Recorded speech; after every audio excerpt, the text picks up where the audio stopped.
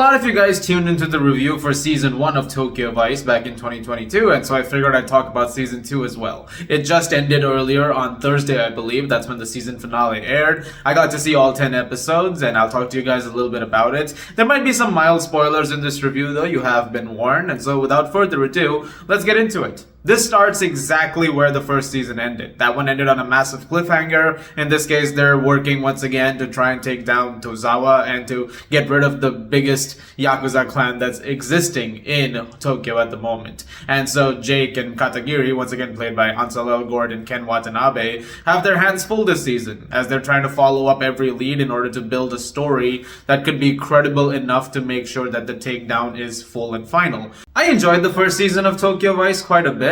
I thought it was a very well done season overall, even though I had some issues with it, mostly when it came to the subplots involving our own main character. I wasn't very invested in the protagonist's journey as much, and sometimes the subplots that were in that area were constantly dragging the story for me. But overall, I was very satisfied with the rest of the story and stuff that was going on with the police, with the Yakuza, with the character of Sato, Sho Kasumatsu's character, who is in this season as well, and all of that was far more riveting. And going into season 2, I was expecting a lot more of that riveting stuff, and so that was something that I was excited to see a lot more of, because I think the world building that they've done with this show is pretty remarkable. And this season rightfully delves even deeper into the world of the Yakuza, and you get to see even more of its inner workings, even being introduced to new characters along the way, and how certain strifes have come up and, eventually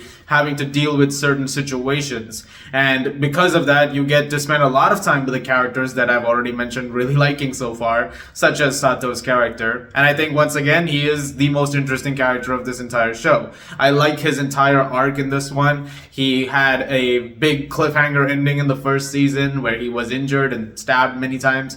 But in this one, he is up and alive all over again.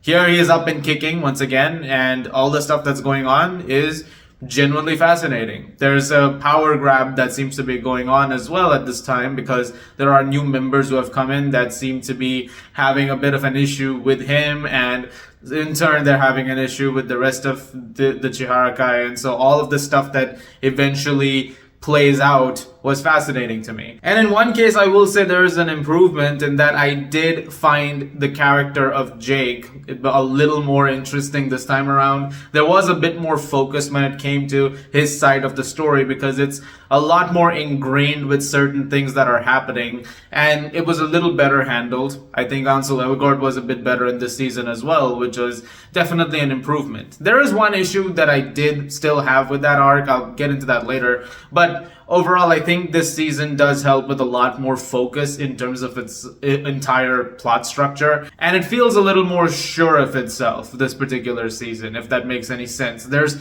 definitely a lot more confident footing when it comes to doing certain things or making certain things happen that are pertinent to the plot. Once again, it is a wonderfully shot season. The cinematography is absolutely gorgeous, and there are so many scenes that showcase Tokyo as it is in such vibrant and neon colored ways. It's genuinely quite remarkable. Some of the work that has gone into making this show across these 2 seasons is very, very impressive. Once again, it has a really great soundtrack and a score, and the atmosphere of the show, I would say, is one of the best that is in terms of TV right now. Whenever I watch Tokyo Vice, you really feel pulled into the world, which is a massive amount of credit that I want to give everybody involved in it. It really feels like you're going along with these events, and it immerses you into that extremely well. And that it goes from just the journalistic stuff happening at the maid show to stuff that is going on with the Yakuza, or just going around Tokyo in general and seeing the other storylines play out. You got a lot of time with Samantha's character as well in this one, played by Rachel Keller once again. She's opened up a club, stuff's going on over there that's incredibly interesting, and she gets a lot more to do this time around, which again I thought was quite an improvement.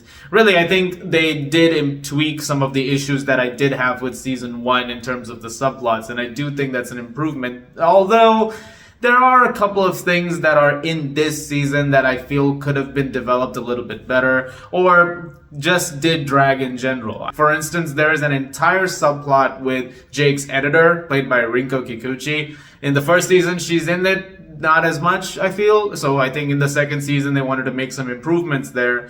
But she has an entire subplot with someone that she's seeing, and how he is someone who's had a family before, and his family is, he's on the outs with them. And so they're trying to form a relationship, but her brother's not okay with it. And the stuff that's going on over there, I don't feel like it really added up to much.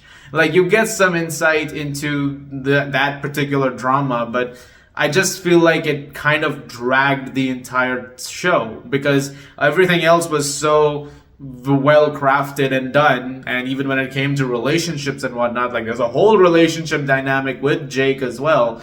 But that didn't feel as sort of tacked on as much as some of the stuff going on over here did.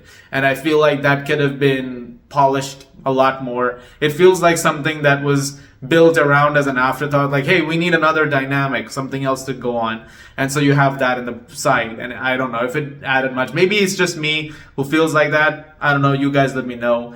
There's also a lot of time we spend with Jake and his family in this one. And he actually goes back to America at one point. And so you see his family members in this a lot more, and you see the dynamic between them. But it's a short-lived one, because he has to come back to solve the case. And I thought that was not given the proper kind of catharsis. I feel like there is a point towards the ending where I feel like they could have done a little bit more to wrap up some of that stuff and to sort of make that count a little bit more, but it doesn't quite manage to do that.